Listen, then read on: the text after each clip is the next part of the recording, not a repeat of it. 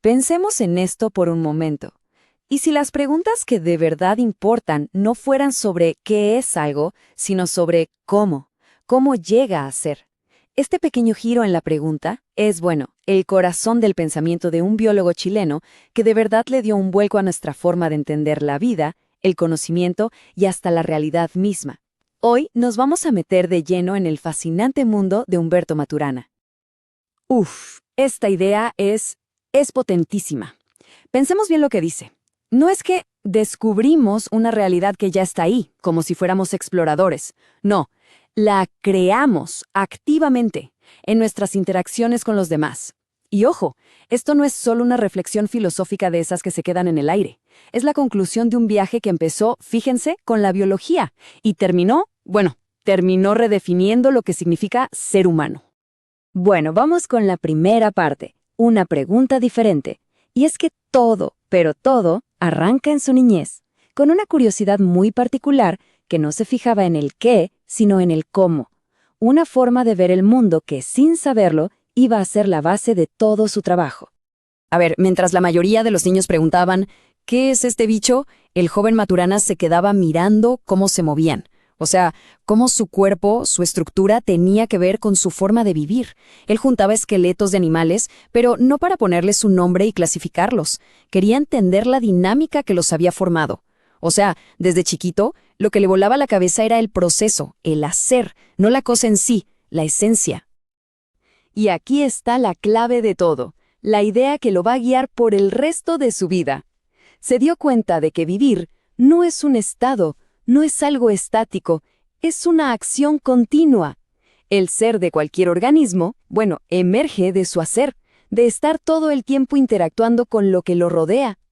Esa intuición que tuvo de niño se convirtió, literalmente, en la piedra angular de todo su pensamiento. Ok, segunda parte. Ver no es creer. Y ahora sí, dejamos atrás esa curiosidad de la infancia para meternos en un experimento biológico que fue clave. Uno que, de verdad, puso en jaque todo lo que pensábamos que sabíamos sobre cómo percibimos y sobre la realidad misma. La pregunta era esta, y es tremenda. ¿Puede un animal aprender a ver el mundo de una forma distinta si su ojo es modificado físicamente? Esta era la pregunta que estaba detrás de unos experimentos de otro biólogo, Roger Sperry, por allá en los años 40. Experimentos que Maturana después iba a replicar, pero los iba a reinterpretar de una manera que lo cambió todo. El experimento era, ingenioso, y sí, un poco cruel, hay que decirlo. La cosa era así. Le sacaban un ojo a una salamandra, lo giraban 180 grados y se lo volvían a poner. Una vez que el nervio óptico se curaba, la ponían a cazar una lombriz. Lo lógico, lo que cualquiera pensaría, es que con el tiempo el bicho aprendería a corregir la puntería, ¿no? Pero el resultado fue increíble. La salamandra nunca, pero nunca aprendió.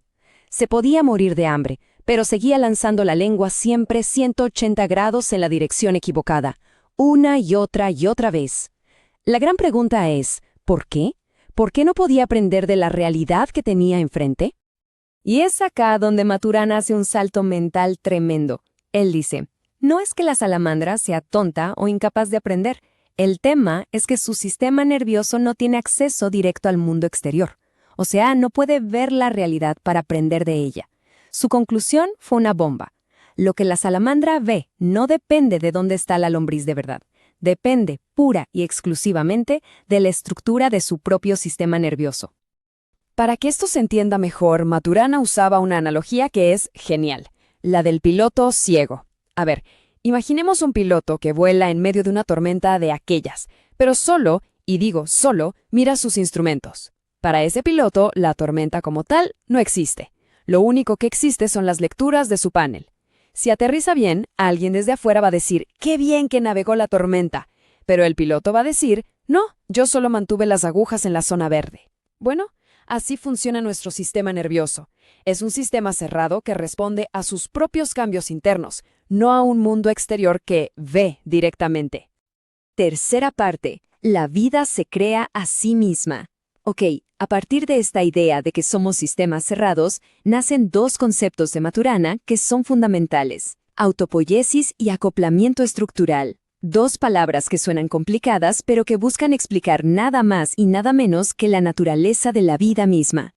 Vamos con el primero, autopoiesis. Viene del griego y significa, literalmente, autocreación. Para entenderlo, imaginemos una fábrica que produce máquinas. Pero las máquinas que produce son las mismas que se necesitan para que la fábrica siga funcionando. Bueno, exactamente eso, es un ser vivo. Pensemos en una célula. Sus componentes crean una red de procesos, y esa red de procesos produce los mismísimos componentes que la forman. Es un ciclo que se crea y se mantiene a sí mismo. Esa es, para Maturana, la organización básica de la vida.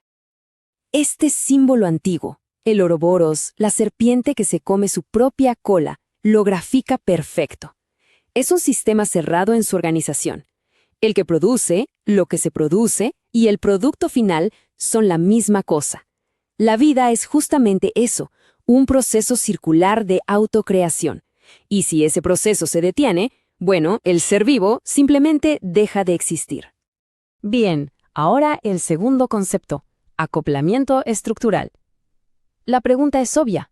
Si los seres vivos somos sistemas cerrados, ¿cómo hacemos para interactuar con el entorno? La analogía del pie y el zapato es perfecta para esto. Al principio, cuando el zapato es nuevo, el pie y el zapato son cosas separadas. Pero, ¿qué pasa cuando caminamos todos los días? El zapato se va amoldando al pie, y el pie saca callos, se adapta al zapato. Con esas interacciones de todos los días, los dos sistemas se van transformando uno al otro hasta que encajan. Llega un punto en que el pie y el zapato ya no son dos cosas separadas, sino una sola unidad funcional para caminar. Bueno, así es como los seres vivos y su entorno coevolucionan. Se van acoplando, creando un mundo compartido. Y fíjense qué importante, sin necesidad de tener una foto o una representación mental de ese mundo. Cuarta parte. Vivir juntos en el lenguaje. Y ahora, con todo esto, vamos a llevar estas ideas de la biología a un terreno que es súper humano, el lenguaje. Y cómo, a través de él, construimos la realidad que compartimos. A ver, por lo general, pensamos en el lenguaje como si fuera, no sé, una tubería por donde mandamos información. Alguien tiene una idea en la cabeza, la mete en palabras y se la manda a otra persona. Bueno, Maturana dice, no, para nada. El lenguaje no es para transferir cosas. El lenguaje es una forma de hacer cosas juntos. Es coordinar nuestras acciones. Es, como se ve acá, una danza, no un simple envío de paquetes. Y este es el punto que lo cambia todo.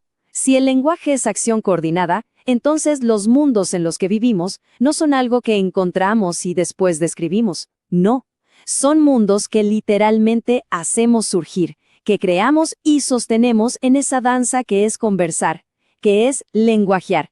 La realidad que habitamos es, en el fondo, una construcción colectiva. Bien, entonces, ¿qué es lo que permite que esta danza social pueda ocurrir? Para Maturana, la respuesta es una sola: la biología del amor. Y ojo, no está hablando de amor romántico para nada.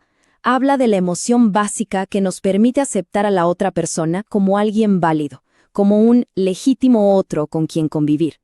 Sin esa aceptación de base, la cooperación, la sociedad, simplemente no podrían existir. El amor, entendido así, es el cimiento biológico de la vida en común. Y llegamos a la última parte, quinta, la ética de ver a los otros.